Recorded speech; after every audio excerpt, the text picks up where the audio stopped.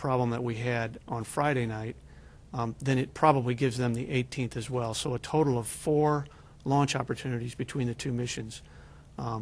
So right now, if nothing changes in terms of new information put forward for the shuttle mission or for the LRO mission or for the associated processing and preparations for those missions, it looks like shuttle first on the 17th maximizes our opportunities. And just a quick follow. If you get to the 17th with shuttle as you currently plan and you have a weather scrub, given that the vehicle's tight, we assume, and there aren't any other problems, would you really stand down at that point and go to LRO? In other words, is this if you go with Plan A, is that an all or nothing on the 17th? It's a good question, and it's one that we've talked a great deal about, and be sure that we'll talk some more about it. But the kind of the one of the fundamental tenets of the plans here is that, in general, whichever mission goes first on the 17th, it will be one attempt on the 17th, and then stand down, and the other mission gets on the range and tries to launch. This is one of the more difficult range conflict kind of scenarios that I've been involved in so much as it really is better for both missions to try and go in this launch period. We really do both have the same launch period from here forward, i.e. June 17th through the 20th, and then we have to stand down for some period of time. And it is somewhat optimal for both missions to try and get off in this period for their respective objectives. Shuttle, where shuttle and station are concerned, and LRO, L-Cross, where their mission objectives are concerned. So a lot of factors, a lot of considerations, but the bottom line is that the fundamental tenet of these 2 plans, so that we could weigh them against each other and try to do apples to apples comparisons, was in general terms, whoever goes first will go one time and then stand down. You know as well as I do that we always talk and we continue to have discussions, but those are the parameters for which we're trying to make this decision based on. James, did you have a question? Sure. James Dean from Florida Today. Mr. Nikolenko, what time tomorrow would you be able to declare the vent line and carrier plate, ready to take another shot? And how confident can you be that what worked on 119 is going to work as well this time? As I understand, you weren't sure after 119 what the root cause was. That is a good question. Also, we expect, based on the current schedule, to have the quick disconnect and the seal removal and replacement complete by very early tomorrow morning, about 6 or so a.m. But really, the answer really doesn't become, we don't achieve the highest degree of confidence until after we have remated the vent line, performed all these pivot assembly adjustments, and then performed the final GUCP leak checks. And that really won't take place until early Tuesday morning. So that's where it is an interesting dance, so to speak, on our readiness to proceed with continuing down that path. Certainly we're success-oriented, and we're hopeful that we'll get that one piece of data that says that the QD, or the quick disconnect installation, was successful, and continue to expect that the vent line remate and all those adjustments will continue to be successful as well. They were for 119. So presuming that we follow the same course, we expect to we'll learn by then. So,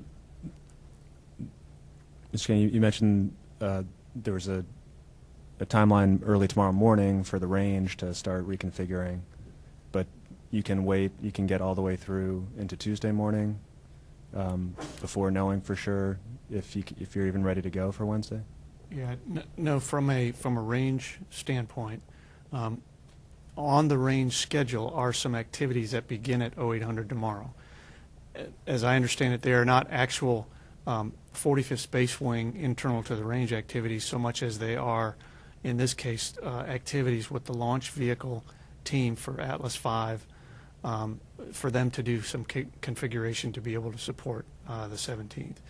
The range scheduling, our NASA range scheduling experts, that community is off looking at the details of the schedule as it exists today, starting at 0800 tomorrow, to try and determine if there are some of those activities, and if so, which ones, can be moved to the right to allow the latest possible decision point for which mission is going to go on the 17th. So what I would tell you is that at some point around the middle of the day tomorrow, we need to make a decision. In the meantime, we're both processing toward the 17th. Okay. In the front, please. Tracy Seeley with the Canadian Broadcasting Corporation.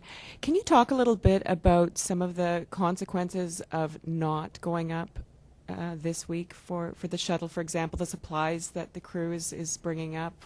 What are the consequences of them not arriving for a delayed period of time? Okay, sure.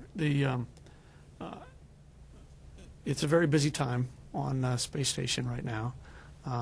We're adapting to some new configurations, to a larger crew, and the activities associated with this mission that we're doing on STS-127, the 2J mission, are really important to the station program overall.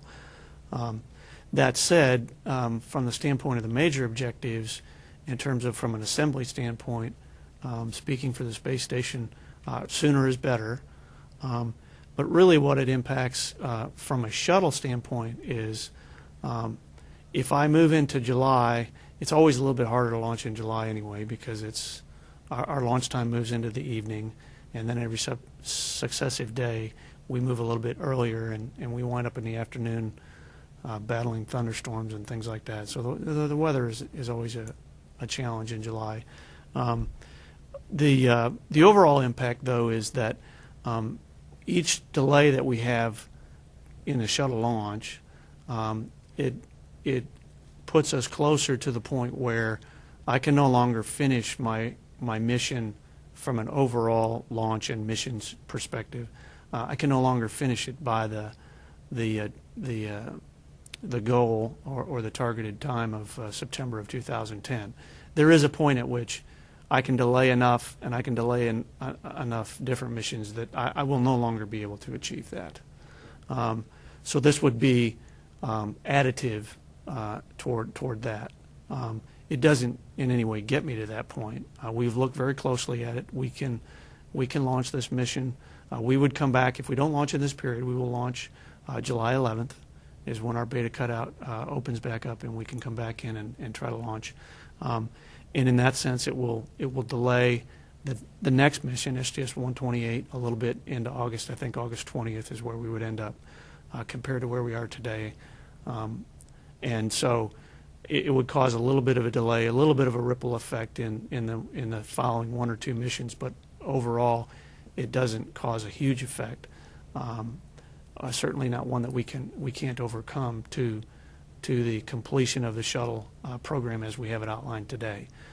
But at some point, this combined with a subsequent delay for some other reason, combined with a subsequent delay for some other reason, eventually you can get to that point. So, but overall, from a station and shuttle standpoint, we can certainly tolerate slipping this mission to July. It's just better in both programs if we don't have to do that.